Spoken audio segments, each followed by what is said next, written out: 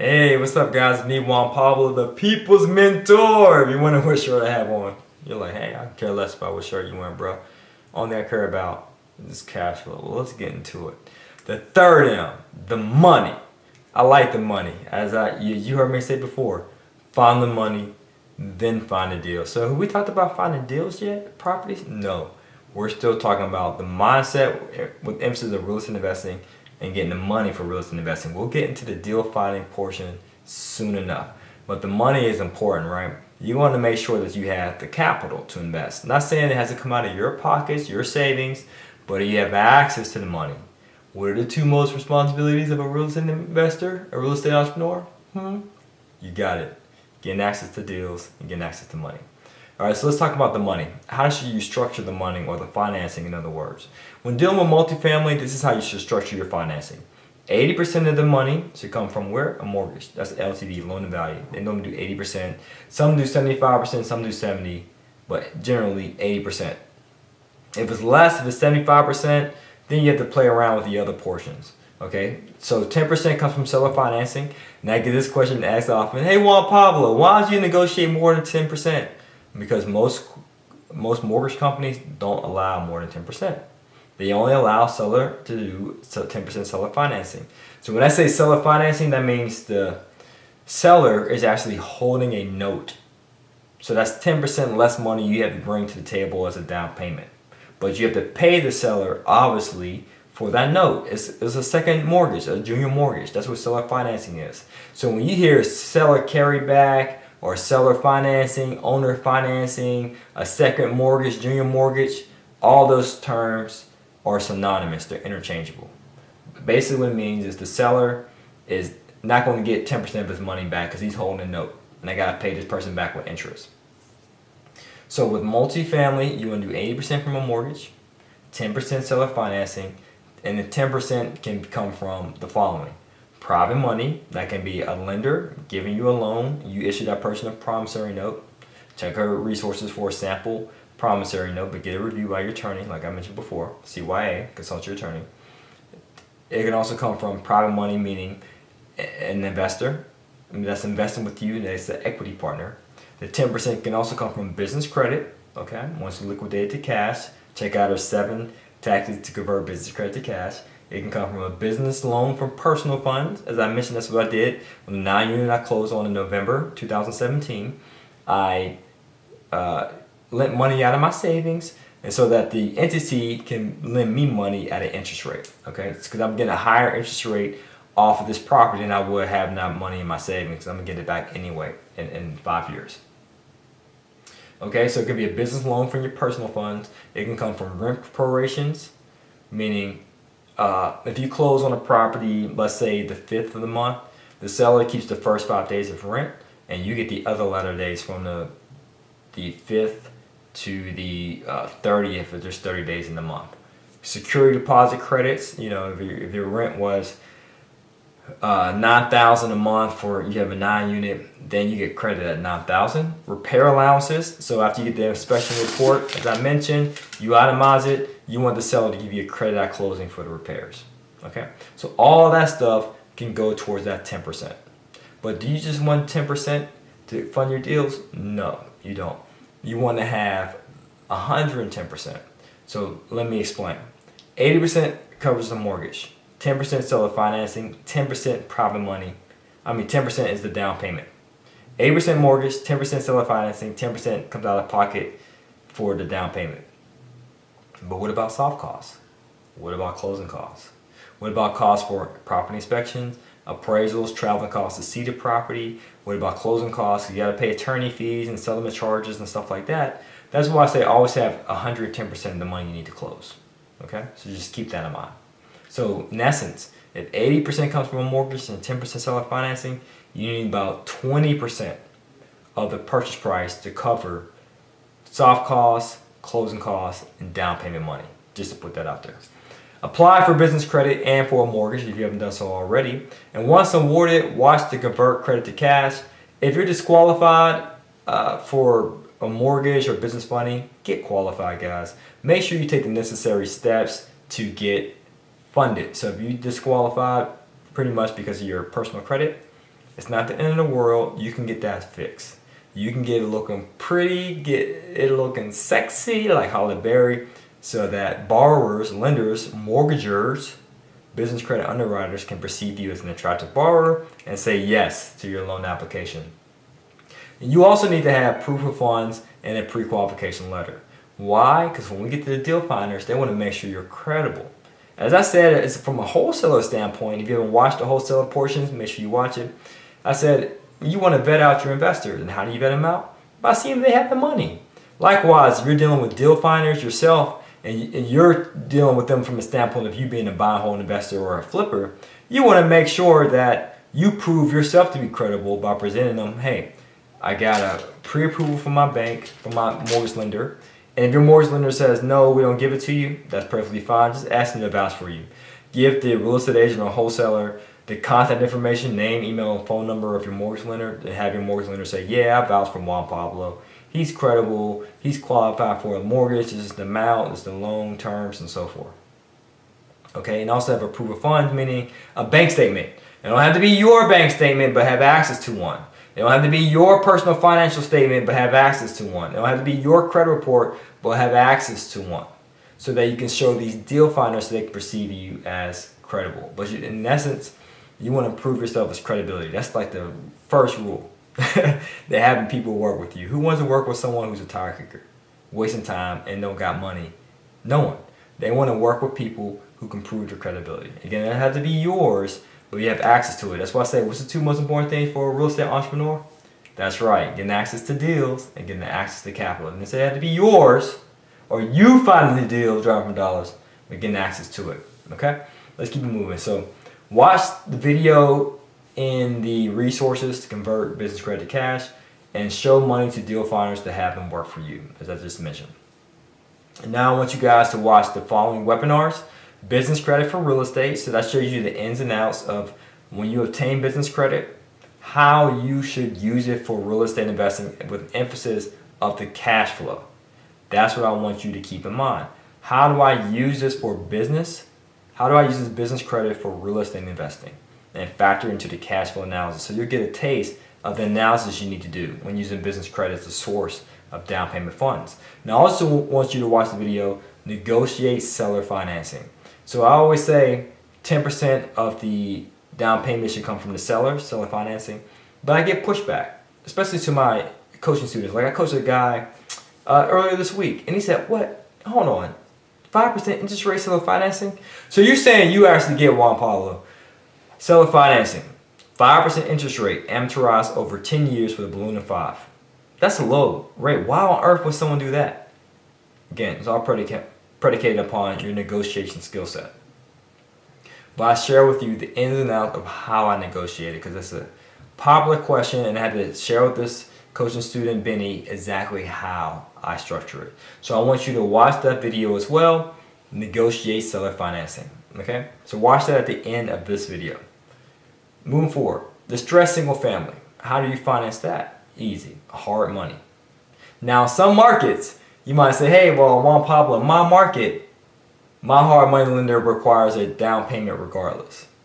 Which is true. It happens in some markets. I did a hard money deal, well, 2 in Pittsburgh, Pennsylvania.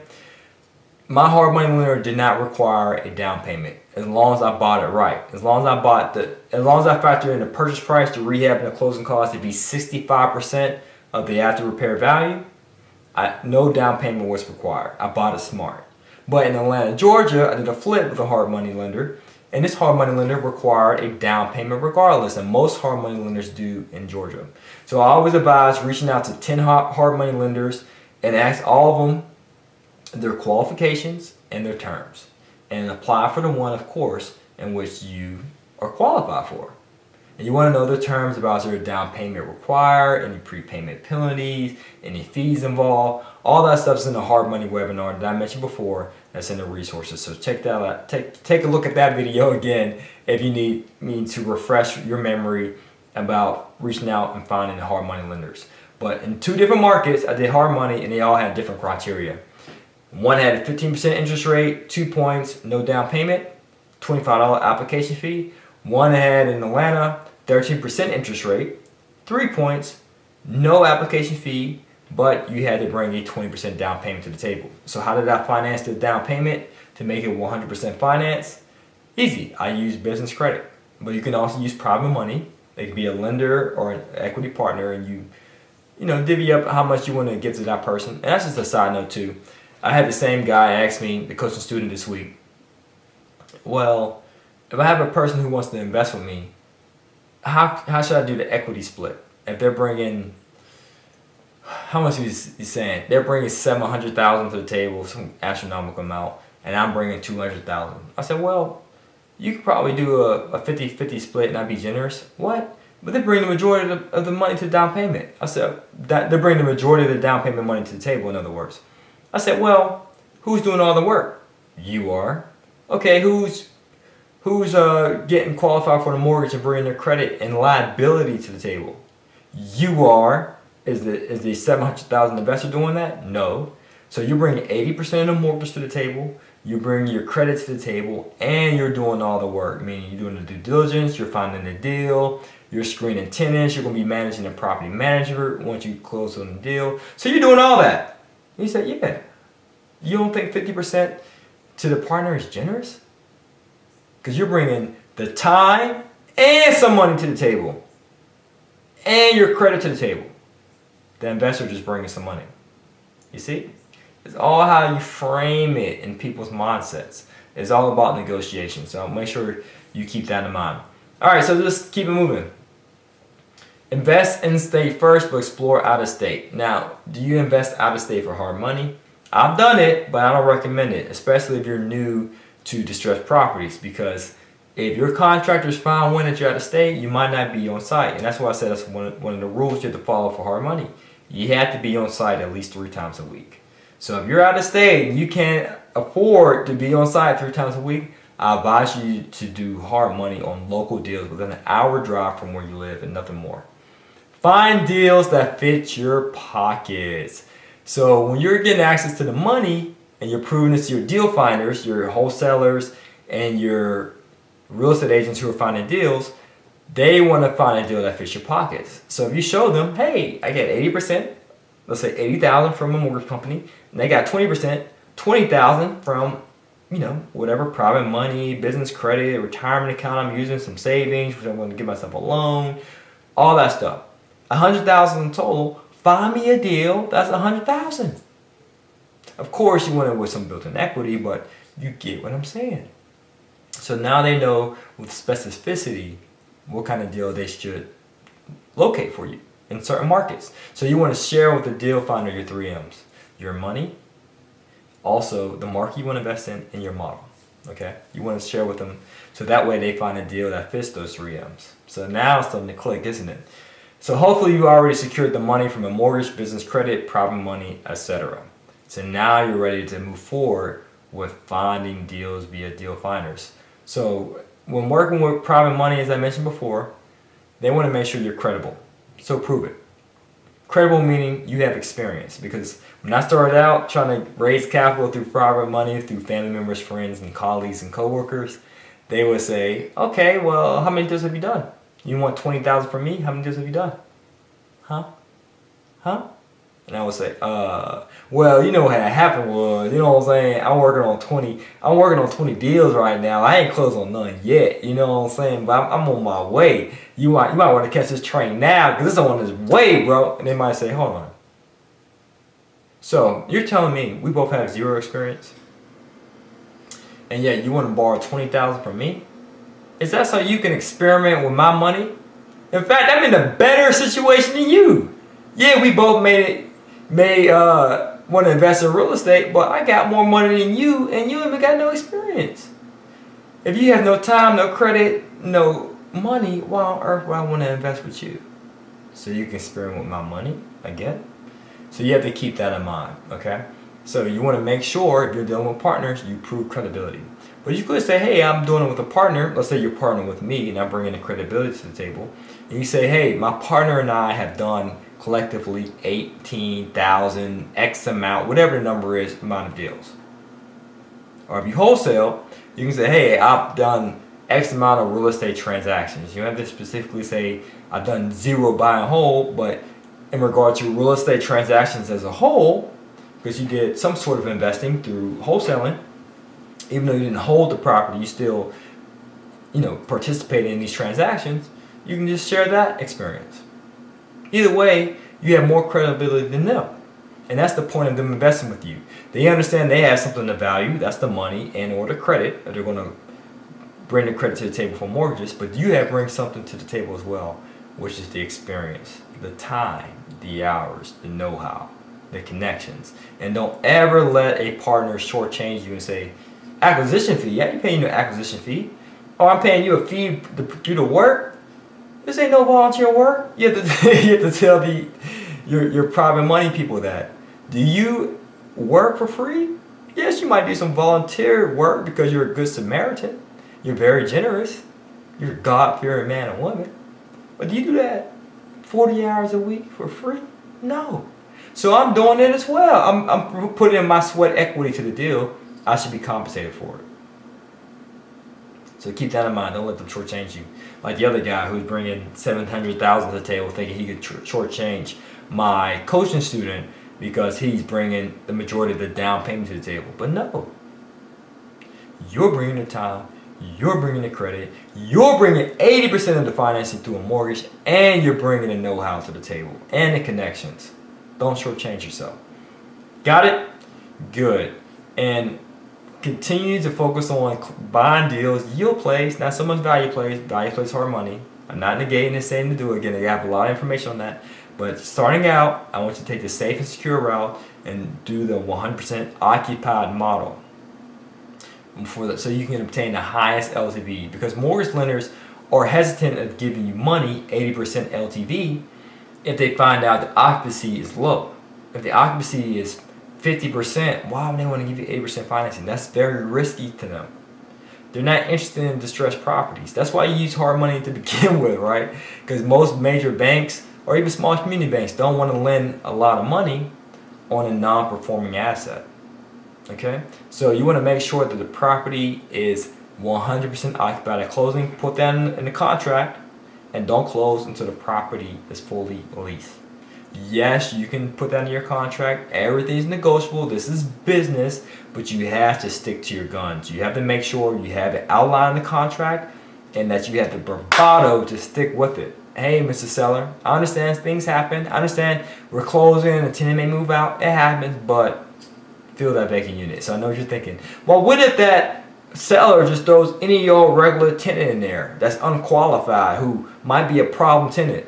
Hey, well, what if we don't close? that seller is, or it could be motivated seller, is stuck with that tenant. That'll be more of a headache for him, not for me. So he's incentivized, or she's incentivized, to make sure they screen a tenant and put a good tenant in there. If doing a single family and using business credit, as some people want to do, make sure those funds season your bank account for at least 2 months. Meaning, when you reach out to a mortgage lender, the business credit funds is already liquid in your savings account and you don't see any huge deposits. Because when you do residential mortgages, they're very stringent. As I said before, their underwriting is strict. 80% of their focus is on you and the creditworthiness of the borrower, and 20% on the asset and the income it produces. So when they look at your bank accounts, yes, they will look at your bank accounts like itemized and say, hey, what was this deposit on January 5th? Oh, what was this huge deposit? And you have to provide a letter of explanation. Even for inquiries, you apply for credit, business credit, and you should apply for ink removals. Check out our resource for more.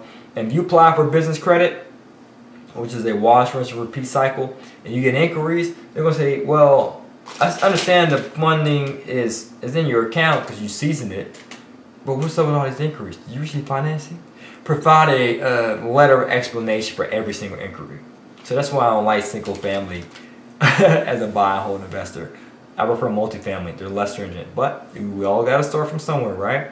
I too had to start from somewhere. So I made sure this business credit funding amount was seasoned in my bank account, and I applied for ink removal. Seasoned meaning it was in my bank account for at least 2 billing cycles for 2 months. And I also applied for ink removal and got those inquiries removed. So when I moved forward, we're reaching out to a mortgage lender.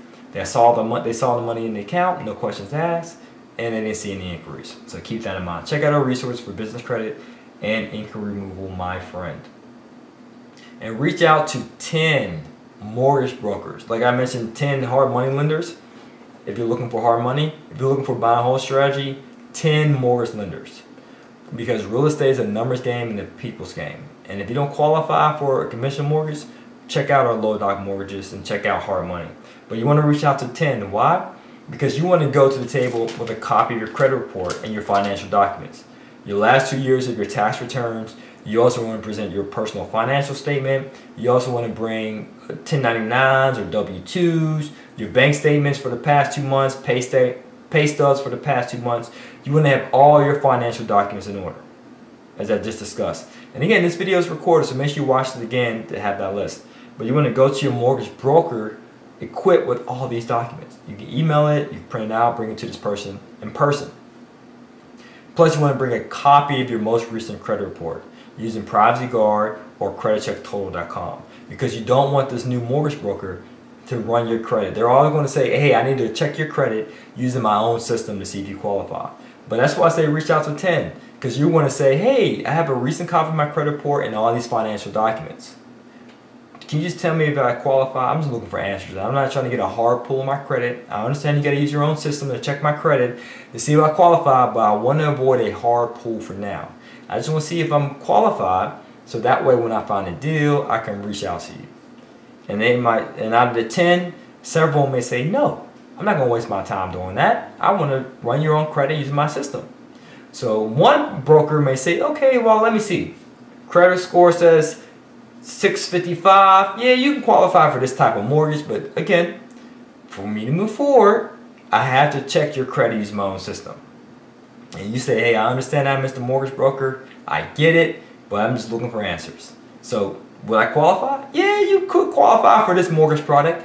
Okay, for that mortgage product, typically you can give me a ballpark figure, you can give me a range, just to give me a number. What's the loan amount I can qualify for? What's the interest rates going for now? I know it can change in the future, but typically what's the range? And what's the amortization period? What will be my minimum payment on this? So that way you know how much your debt service will be. And so when you find a deal, you can already factor in that debt service into your cash flow analysis. Now the broker says, well, you don't qualify because your FICO scores are 420, you have no documented income. Again, check out our low doc, check out hard money, see if you apply for that. But also ask that mortgage lender, that mortgage broker, okay, if I don't qualify, what do I need to do to qualify? Always get specifics. At one point, I had a coaching student. I gave him the same homework assignment. Reach out to 10 mortgage brokers. He came back on his coaching spreadsheet and he said confirmed. So I asked him, hey, what do you mean by confirmed? Did you reach out to a mortgage broker? And if so, what happened? He said, yeah, I did. I applied, but I didn't get qualified.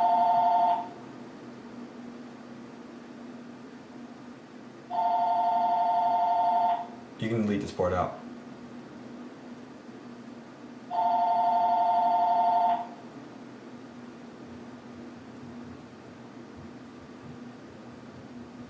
So I reached out to the coaching student and he said, yeah, I applied, but I didn't get qualified. I said, okay, it happens, that's unfortunate, but what do you need to do to get qualified? And he said, I don't know.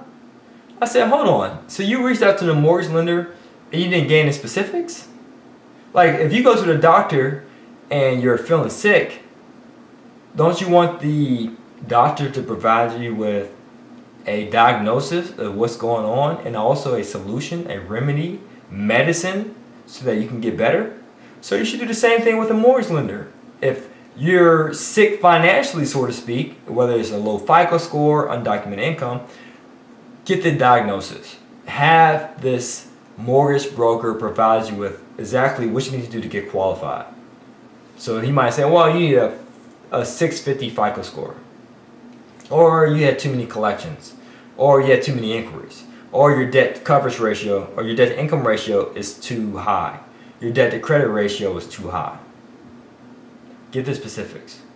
Okay, or hey, you don't have your tax return for last year, I need to see that to make a decision. Get the specifics so that way you know exactly what you need to do to get qualified. You follow? So always get specifics. If you get qualified, I want to know the interest rate, the loan amount. If you don't know the exact amount, because because I might close for months from now. That's fine. But give me a ballpark figure, an estimate, something, some number, a shot in the dark, please. If I need to get qualified, tell me what I need to do to get qualified. So keep that in mind. And last thing I wanted to mention about the money, there's a difference between a mortgage broker and a mortgage lender. A mortgage lender can only offer you financial products that's available at that institution. So if you go to Bank of America and Bank of America says, no, you don't qualify because of this, this, and this, that's because they're backed by Fannie and Freddie and they can only offer financial products they have at that bank. But a mortgage broker will shop around, will say, hey, you can't use a major bank because of your situation, but you can use a local community bank. Go to First Bank down the street, speak to Linda, she'll hook you up. That's why I always preference to work with mortgage brokers instead of mortgage lenders, because brokers shop around. Will brokers cost you a bit more in regard to points of financing? Yes, but they're worth their weight in gold because they're doing the shop around for you to find a lender that will say yes to you. So I want you to focus on reaching out to mortgage brokers and not mortgage lenders. And keep in mind, you might say, hey, I have a family member or friend, this happened to a coaching student of mine as well, they had a family member or friend who was a mortgage lender. And he said, well, they only do 75 LTV. I said, well, from the sounds of it, it sounds like your mortgage lender is just residential. But your goal is to quit your job and do multifamily, correct? Yeah. So if your family member or friend is a mortgage lender who only offers financial products available at their lending institution only, and they only do residential, you may have to find a qualified commercial mortgage broker to work with. You got to make that decision, okay? If you want to do multifamily, but you want to talk to a broker. So in the beginning with the money, if you're just getting started on real estate investing and your goal is to close on your first deal, you might have to do residential. There's nothing wrong with that, and a lot of stuff I said here applies to residential. The only thing that doesn't apply to residential, as I said in a previous video, is a 10% seller financing. Most underwriters for residential, that's 1 to 4 units, don't allow it. Okay, but other than that, all this stuff pretty much applies to that model. Okay, all right, so that's the money. Hopefully you get some of that money, and always be focused on that. Every deal you close, always focus on how can I get more money. And business credit is a great way because you can apply for round after round after round business funding. And if you haven't seen my money team yet, I'm sure you have on the videos, but here it is, Thick Stack. Whoo, this thing's higher than a deck of playing cards. Huge. But you can use this in the beginning to finance your deal. So that's why it's important to get access to multiple rounds of funding, do inquiry removal, and keep your credit looking pretty so banks can perceive you as credible. You like to work with people who are credible. Private money, you want to make sure you're credible. And of course, these major banks, these lending institutions, these business credit card companies, these mortgage companies, they want to perceive you as credible as well. All right, so it's great that you're reaching out to these mortgage brokers, but reach out to them with confidence. I know sometimes you might be thinking, well, I'm wet behind the ears. I don't know what to say. And I already know I got bad credit, so I'm not. No. If your leg is hurting, and you already know how painful it is, you go to the doctor so they can look at it and diagnose it and say, oh, your leg is sore or in pain because of a broken bone, because of a tendon, because of this, because of that. To tell you exactly what's wrong and then prescribe a remedy. So likewise, even if your credit is bad, you still want them to prescribe the right remedy and tell you what exactly you need to do to get it better, but they might also offer a different product. Like I didn't realize this when my first property, I used FHA, which is the Federal Housing Administration. It allows first-time home buyers to get into their first owner-occupant home at a low down payment. At the time of this recording, 3.5%, and a lower FICO score as well, credit standards. And at the time, I had a 620, and it was good enough for me to qualify. Of course, I thought it had to be higher, but I would have never known unless I asked. So reach out to a mortgage broker. Don't delay. Use your coaching spreadsheet to jot their information down. And again, reach out to them without having them pull your credit. So if you reach out to 10 and all of them say, no, we're not doing it, and you did what I said to do, reach out to 10, not just to 3, then you might want to consider running your credit, assuming that you already know you have a decent enough FICO score, okay? Just so you can obtain that pre-qualification letter, But in the meantime, you're reaching out to these mortgage brokers just to gather information. All right, guys, so you got your homework, got 2 webinars to watch. Go ahead and watch them now. As always, it's to your success. Earn passively, live passionately. Peace.